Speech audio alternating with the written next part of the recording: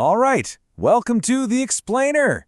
Today, we are diving into something that trips up so many people. The IELTS Writing Task 1 line graph.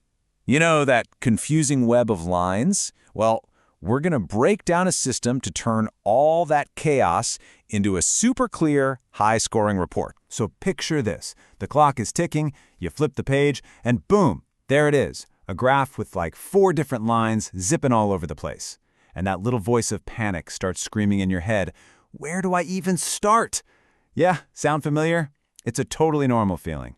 But don't worry, because that anxiety, that's exactly what we're going to crush today. So how are we going to do it?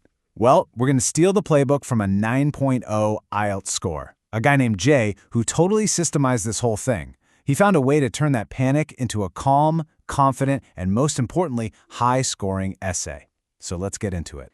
Jay's whole method, it's really just a simple, repeatable playbook. It's got 3 parts. That's it. Step 1, the introduction. Step 2, the overview. And step 3, the body paragraphs. You master these 3 moves, and you've got a roadmap that works every single time, no matter what line graph they throw at you. Okay, let's start with play number 1, the introduction. Seriously, so many people get stuck here, but it's honestly the easiest part of the whole essay. Your one and only job is to just rephrase the question they gave you. That's it. No more, no less. And there's a dead simple formula for this. It's basically fill in the blanks. You just follow this pattern, you say what the graph is, add a verb like shows or illustrates, and then you just list what it's measuring, where it happened, and when it happened. You're literally just rewording the info that's already sitting right there in front of you. All right, moving on to play number 2, and you're going to want to listen up for this one because it's a big deal. We're talking about the overview. This paragraph right here is probably the single most important one if you're aiming for a band 7 or higher. Why? Well, because this is where you show the examiner you're not just a robot seeing lines and numbers. You actually get the big picture, the main story the graph is trying to tell. So what actually goes into this super important paragraph? It's just 2 things. First, you look for the main trends. What generally went up? What went down? Did anything just kind of stay the same? And second, you point out the key comparisons, like what was the highest thing at the beginning, what was highest at the end, and did any of the lines cross over at some point? That's your checklist. Now, here is a non-negotiable rule from Jay. Your overview has to mention every single line on that graph. Every single one. So, if the graph is about 4 different sports, you have to say something about the general trend for all 4 of them. If you leave one out, it tells the examiner you didn't get the whole picture, and your score is definitely going to take a hit. Okay, on to our 3rd and final play, building the body paragraphs. This is where we get into the nitty-gritty. We're talking specific numbers, dates, all those details. But here's the trick. The key isn't just to dump a bunch of data onto the page. The secret is grouping it in a way that makes sense. And that brings up a super common question, right? You've got 4 lines, and you need to write 2 body paragraphs. So how do you split them up? Do you just do the first 2 and then the second 2? Nope. There's a way smarter, more logical way to do it. Here's what you do. You group the lines that act alike. Find the ones with similar stories. So, for instance, you could put the 2 lines that changed a lot together in one paragraph. The one that shot way up and the one that dropped way down. Then, in your second paragraph, you talk about the other 2 lines, the ones that were pretty stable.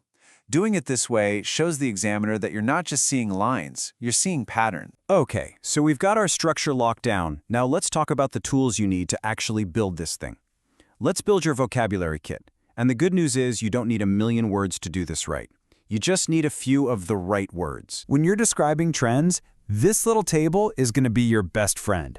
You've got your verbs, like increase or fall, and you've got the noun versions, like an increase or a fall. Why does this matter?